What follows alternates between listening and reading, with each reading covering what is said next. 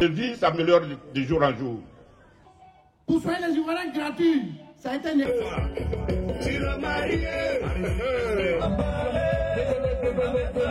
Chers frères et sœurs ivoiriens, est-ce que vous êtes prêts à accepter que la Côte d'Ivoire soit changée?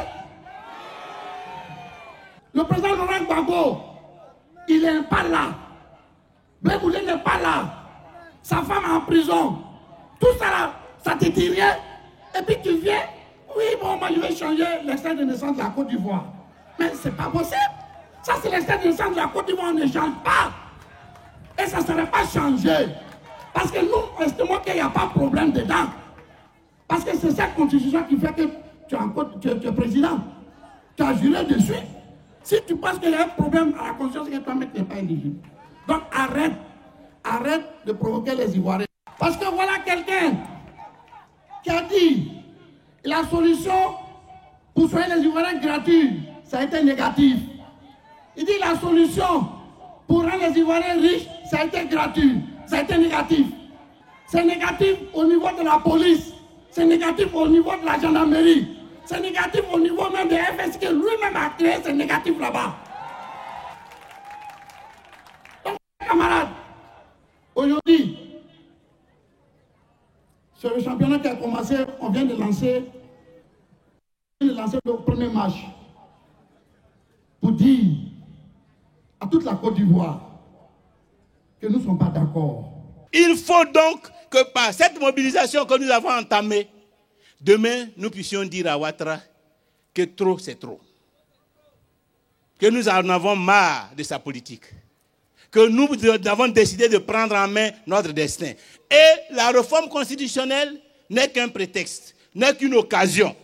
C'est une occasion pour que le peuple ivoirien se mette debout. C'est une occasion pour que le peuple ivoirien prenne son destin en main. C'est une occasion pour que le peuple ivoirien dise à ceux qui le gouvernent que le pouvoir appartient au peuple, que la souveraineté appartient au peuple et que cette souveraineté, nous allons l'exercer pleinement, totalement et fermement.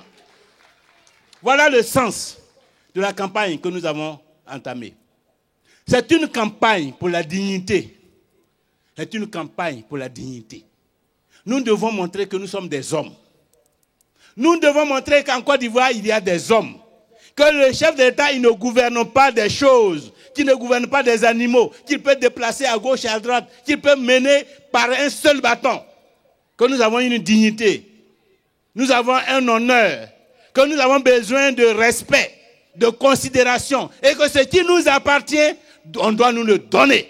C'est à nous de savoir si nous sommes des hommes, si nous sommes une nation digne, et si nous voulons que cette dignité soit respectée, si nous voulons que ceux qui sont là nous respectent et que le pouvoir nous revienne, que la souveraineté nous revienne et que nous puissions l'exercer pleinement pour définir notre avenir.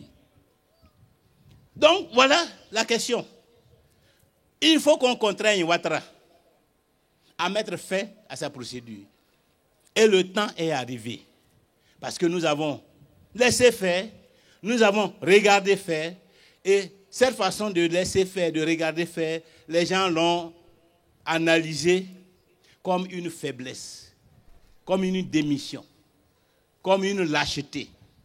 Nous devons montrer que ce n'est pas par lâcheté. Nous devons montrer que c'est parce que nous avons pensé qu'il pouvait faire preuve de sens de responsabilité. Et que maintenant, là, nous avons décidé de rectifier les choses. Nous avons décidé de corriger les choses. Voilà donc, chers amis, chers camarades, l'enjeu de la mobilisation. Nous devons aller jusqu'au bout. Nous aurons d'autres actions si d'ici là, Ouattara n'a pas entendu.